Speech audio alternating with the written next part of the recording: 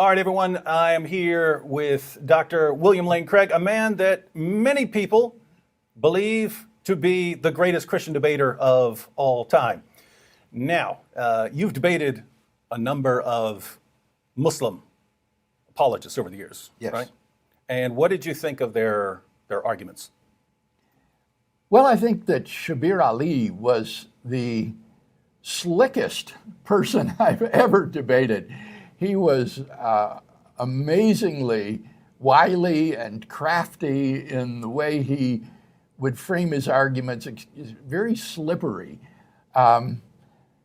He would present arguments that were just enough off base that they sounded plausible, but then were really, in fact, quite mistaken. The other two fellows, Yusuf Ismail and Jamal Badawi, I think were more traditional Muslim apologists. And those arguments were not very impressive. I particularly find the arguments for Islam based on scientific information hidden in the pages of the Quran to be especially unpersuasive. It sort of reminds me of misguided Christians who try to prove that television is predicted in the Bible, things of that sort. So those sorts of arguments were not very impressive. Now, what I wanted to do was to show you how certain other Muslim apologists, even extremely popular Muslim apologists who don't debate, actually have positions that are far, far worse. So, Yusuf Estes is a convert to Islam from America. He converted from Christianity to Islam when he was a young man. And he gives his testimony. Basically, he had no evidence, no foundation for Christianity, didn't believe there was any evidence for it, Yes. Accepted it all by faith. And then a Muslim came along and showed that there's good evidence for Islam. And so now he's become a massively popular Muslim speaker. But because he doesn't debate, he can kind of say whatever he wants to his Muslim audience. And you're going to get a bit of an idea of what passes for good argumentation among Muslim apologists who don't face you in debate. So we're gonna look at three short clips here, and I've just divided them up so that we can sort of comment on each one. But I'm going to ask you a question, and I want you to be honest. This is not for you to, start a debate, but just be honest. Was Jesus a Catholic?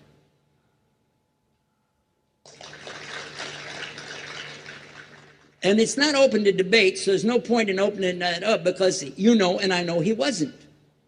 The Catholic Church was in business about 300 years before Jesus was born.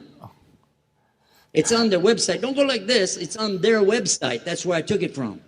The Catholic Church was really started in Rome by Alexander the Great. Did you catch that? So Yes.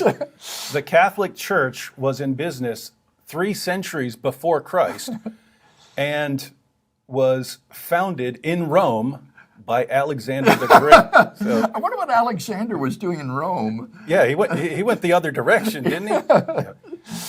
Oh my. And I wonder what he thinks the Catholic Church believed in. If there was 300 years before Christ, they must have proclaimed something very different than Jesus. I wonder what the Catholic Church believed and taught. So It's unbelievable. You're not impressed then? No, I'm not. And I wonder where he's going. I mean, suppose we agree that Jesus was not a Catholic, regardless of his misinformation about the founding of the early Roman Catholic Church. Let's say, yes, we agree that Jesus was not a Catholic. So what? I wonder where he's going with that. I mean, Jesus was a Jew, for goodness sake. Yeah, it's just it's common among Muslims to point out, well, Muhammad was a Muslim, but Jesus wasn't a Christian, and so we're doing a better, not realizing that Jesus is in a different category in Christianity than Muhammad is in Islam. Yes, well, and the real question is, did Jesus believe that he was the Jewish Messiah?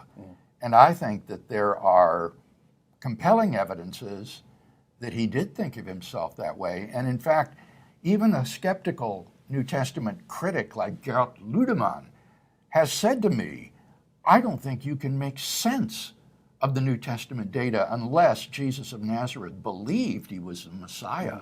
Now, Ludemann doesn't believe it himself, but he certainly thinks Jesus thought that he was the Messiah. So that's the really critical question. Not was Jesus a Protestant or a Catholic, but did he believe that he was the long-awaited Jewish Messiah? And Islam says yes, but they have no clue what it means, right? Fair enough, right? There's and then no one meaning would to need it. to unpack that further as to what that would involve. So, but here's what I kind of find interesting, right? How long would you last as a Christian apologist if you were saying things like that Yeah, if I said that Islam about existed something, some other ideology, 300 or something, right? years before Muhammad, and Yeah. it was when Alexander went to Rome or something. Yeah. You would be humiliated, wouldn't you? Yeah, and yet it for some reason it just doesn't affect his popularity. He can get up there and say things like this over and over I'm afraid again. that says something about the ignorance of those who are taken in by him. It's very sad, really. Yeah, it's a problem. All right, let's check out next clip here. Okay. It's on their website. Don't go like this. It's on their website. That's where I took it from. The Catholic Church was really started in Rome by Alexander the Great. Do you know what the word Catholic means? It means universal. It was the universal church for the Roman Empire. If you didn't join it, you could not be a Roman citizen. And it was opposed to the teachings of Judaism and opposed to the teachings of the early Christians for more than 200 and some years. And they were diametrically opposed to each other to the extent that it was the Romans killing the early Christians. So the Catholic Church was founded 3 centuries before Christ by Alexander the Great in Rome and became the dominant religion of the Roman Empire, and was called the Catholic Church because it's the universal religion of the Roman Empire. It was apparently, in his view, a pagan belief system and institution. I'll tell you honestly, David, what I think this betrays is a very ugly sort of anti-Catholicism. One finds this also among certain Protestant fundamentalists, and I think in this case, Muslims, who have this, it's kind of like anti-Semitism, except it's directed at Catholics. And I think it's extremely ugly and, not to say absurd. Yeah, I get comments from people all the time who are now who are persuaded. I think it was from one of those chick tracts. Remember the yes? chick Oh, tracts? I do. That's what I was was thinking of. I think it was from one of those or from some sort of pamphlet like that that the Catholic Church actually started Islam. Oh. And so, oh my goodness. Yeah, that's going around now too. Yeah, just crazy. All right, let's see what he has to finish up with here. You know, by the way, I think this ought to be a good incentive for those of us who are Christians to study some church history. So many of us think that Christianity began with Billy Graham in the 20th century, and we need to read some books on church history and the history of doctrine. It's very illuminating and edifying to realize that we stand at the tail end of the most massive movement in the history of mankind, which is the Christian church. Yep. Now, if you understand that and you go to their website and read, they didn't even take over Christianity until the year 325 AD. Oh. And when they did, they changed a lot of things, again, referring to their own website. But if you want to check it in Britannica or Americana or grow your encyclopedias, go ahead and read about the Catholic Church. When in August of 325 AD at the Nicaea Council, they took over. By the way, you see these guys taking notes? They're taking notes on all of this. That's shocking, and I'll bet none of them will ever consult the sources Yeah. that he said they should look up.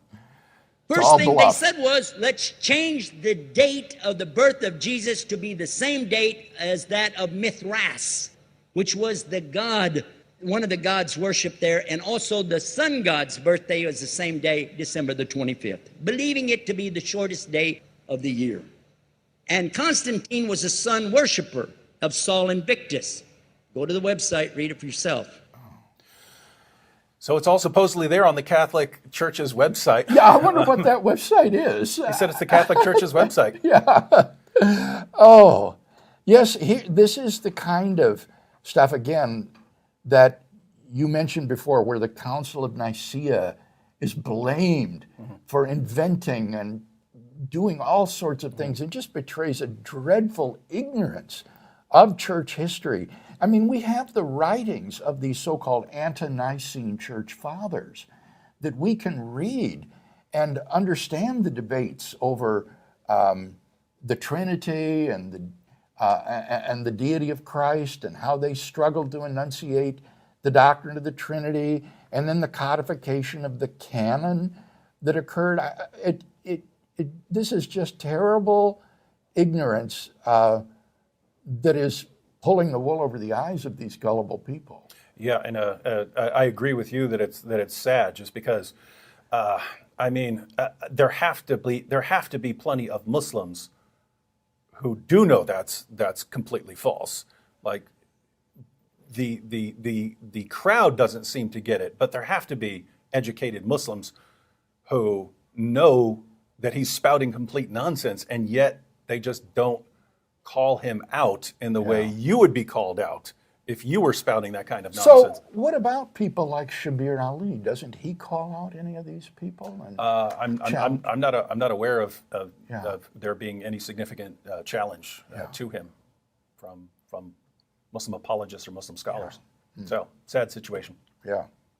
All right. Well, thank you for joining me, and for everyone watching, we're down here recording a massive series on the resurrection, which will be out just before Easter.